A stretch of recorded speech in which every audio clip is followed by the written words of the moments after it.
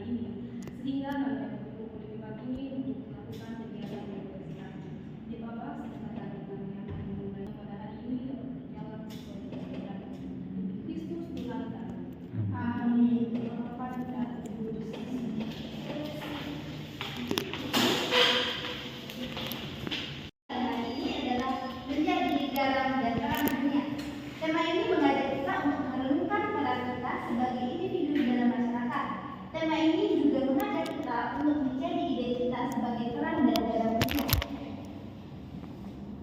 Terang ini melambangkan kebaikan, kebenaran, dan harapan kita. Kita diharapkan menjadi sumber inspirasi dan pencerahan bagi orang lain. Sedangkan garam itu sebagai simbol dari pengawet dan rasa. Kita dipanggil untuk berpengaruh positif dan menjaga nilai-nilai moral di sekitar kita. Nah, jadi teman-teman, di sini ada yang sudah tahu apa itu rekoleksi? Oke, baik. Rekoleksi merupakan sebuah kegiatan yang secara sengaja dilaksanakan oleh beberapa pelayan rohani yang bertujuan untuk mengajak peserta rekoleksi mengetahui dan memahami arti hidup yang sesungguhnya. Rekoleksi masuk dalam kegiatan spiritual yang biasa melibatkan refleksi, mediasi, atau doa. Meditasi. Dan selanjutnya yaitu tujuan dari rekoleksi. Tujuan rekoleksi ialah untuk mendalami iman, memperbaharui hubungan dengan Tuhan, mendalami makna dan tujuan hidup serta refleksi pribadi kita tentang apa yang kita lalui selama ini dan bagaimana kita merefleksikannya, serta melakukan perubahan untuk kedepannya dan menjalani hidup yang lebih baik. Baik teman-teman, selanjutnya kita akan masuk pada kegiatan yang pertama, yaitu pemateri-materi yang akan dijelaskan oleh teman kita, Edo. Pagi teman-teman. Pagi. Kalau kita berapa orang? 2, 3, 4, 5, 6, 7, 8, 9. Yang di list itu hanya berapa ya? 13. Mungkin kita semangat ya. Pagi hari ini kita akan membahas materi yang pertama, yaitu tentang apa? Tentang garam dunia. Garam itu menggambarkan orang-orang percaya di dunia ini, yaitu garam dan terang. Dua gambaran ini mengandung pesan yang sangat dalam mengenai bagaimana seharusnya hidup kita sebagai pengikut Kristus. Garam dan terang bukan hanya untuk dilihat, tetapi juga untuk memberi dampak positif dalam dunia ini. Jadi harus dalam masakan, bukan mengawetkan pemasakan, tapi untuk menjadi atau memberi rasa dan mengawetkan nilai baik dalam menyembuhkan dunia yang penuh dosa ini. Artinya kita ingin mengajak orang-orang yang mungkin tidak mengenal Yesus, kita ajak mereka untuk lebih dalam lagi, lebih mengenal siapa itu Yesus. Nah, tentunya untuk menjadi garam, kita harus melihat aspek-aspek sebagai berikut. Nah, satu, kita akan melihat apa itu? Mewarnai dunia dengan kasih Kristus. Sebagai garam, kita dipanggil untuk memberikan rasa dalam kehidupan ini, kehidupan kita yang penuh kasih, pengampunan bisa menjadi contoh yang menarik orang untuk mengenal Kristus. Nah, dalam hal ini, bagaimana kita untuk mewarnai dunia dengan kasih Kristus itu? Contohnya saja kita bisa berinteraksi dengan seseorang. Kita setiap saat atau setiap tindakan yang kita lakukan kepada seseorang itu dapat kita lakukan dengan tulus hati.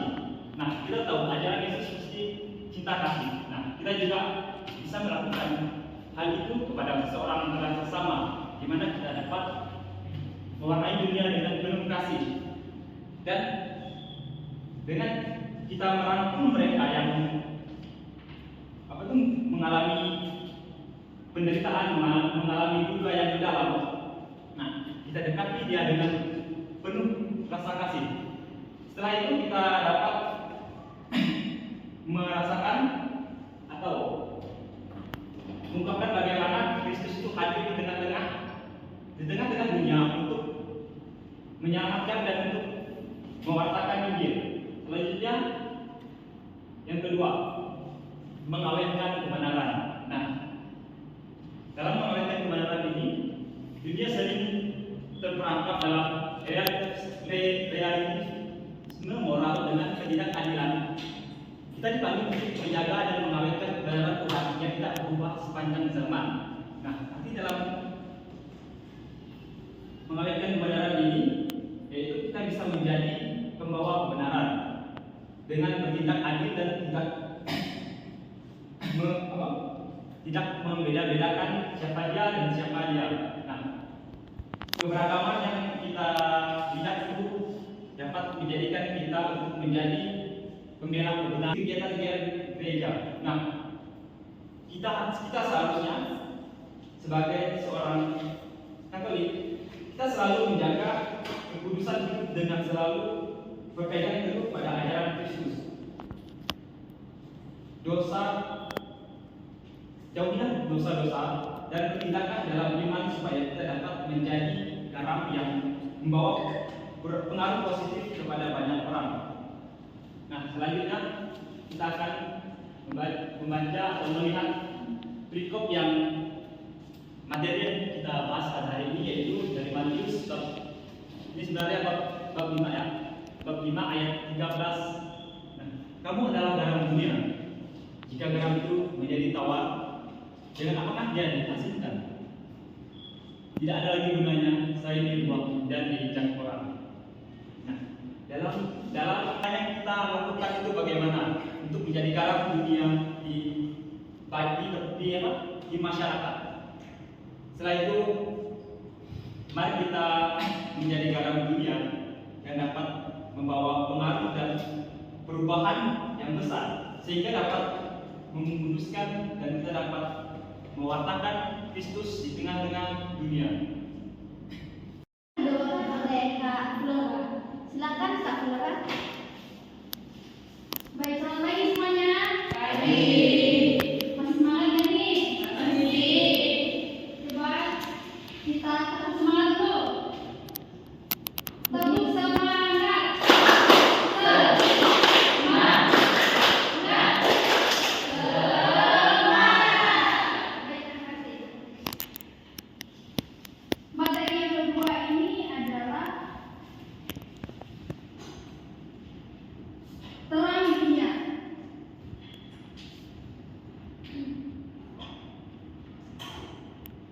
Di dalam perikop Injil dikatakan bahwa sebagai umat Katolik kita dipanggil untuk menjadi terang dunia dengan menyinari sekitar kita melalui nilai-nilai dan perbuatan baik Kristiani. Dalam Injil Matius bab 5 ayat 14 sampai 16, Yesus mengajarkan bahwa orang percaya memiliki tanggung jawab untuk menunjukkan kebaikan dan memberi pengaruh positif bagi orang di sekitar mereka.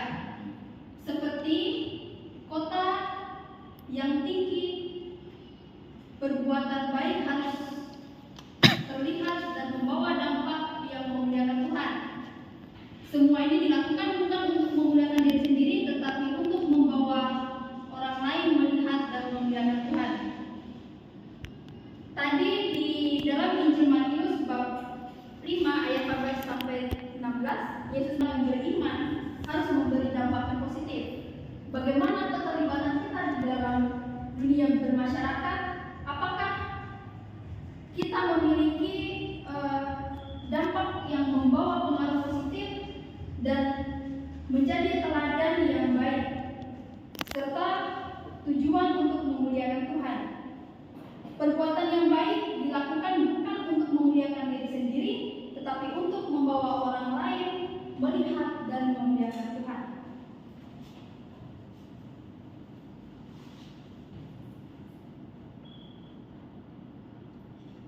Jadi secara keseluruhan ayat ini mengajak orang percaya untuk hidup dengan cara yang masalah yang sedang dihadapi, atau misalnya kekurangan uang seperti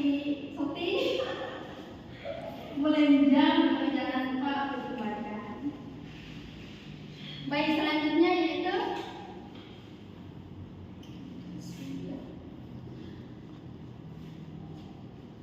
sekian pemaparan dari saya tentang terang. Saat kita mewartakan iman ini, kita harus pertama kita siapkan itu adalah mental. Bagaimana kita menghadapi tantangan yang terjadi saat kita melakukan seperti itu. Kemarin waktu KTKC anggotanya juga tidak banyak, 15-an orang, dan itu pun yang hadir anak-anak orang tua. Karena untuk orang tua ya memang tidak di setiap kampung seperti itu, tapi di kampung saya memang orang-orangnya seperti itu, menganggap bahwa yang kita bawakan ini hanya sekedar untuk praktek. Tapi memang waktu itu memang praktek, maksudnya mata kuliahnya dalam bentuk praktek. Tapi yang ingin saya sampaikan di situ memang benar-benar saya ingin mengajak mereka untuk sama-sama mendengarkan sebenarnya mengajak kita untuk memahami dari yang kita tidak tahu, dari apa yang disampaikan, untuk mengajak kita bersama-sama untuk hidup menjadi lebih baik dan semakin mengimani Kristus. Jadi ya, untuk teman-teman yang merasa bahwa di setakat ini tidak nyaman, tidak sesuai dengan keinginan, tapi namanya juga panggilan. Kalau kita siap untuk menerima panggilan ini, maka dengan sendirinya hati kita dan niat kita akan terbuka. Mungkin dari teman-teman tim ada yang ingin sharing, boleh?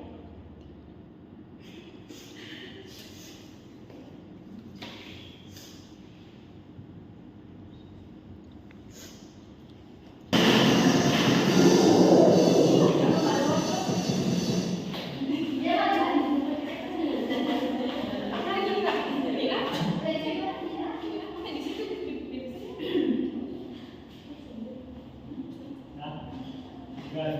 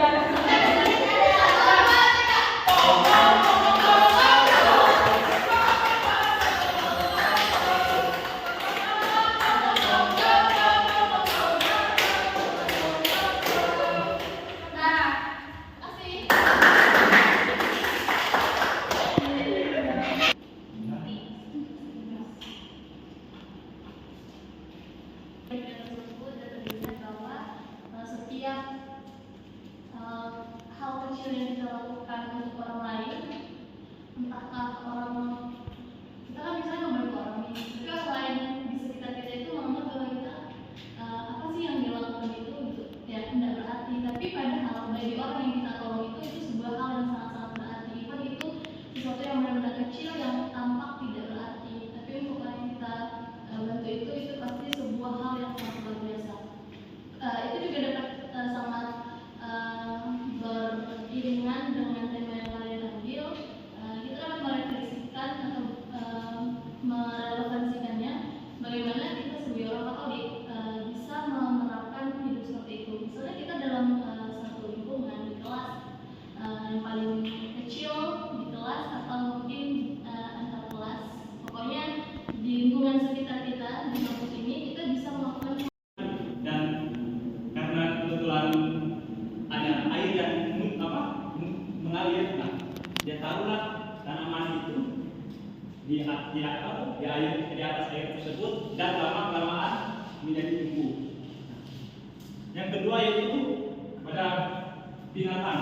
Kita lihat bagaimana dia berbagi bukan hanya kepada manusia tapi kepada hewan yang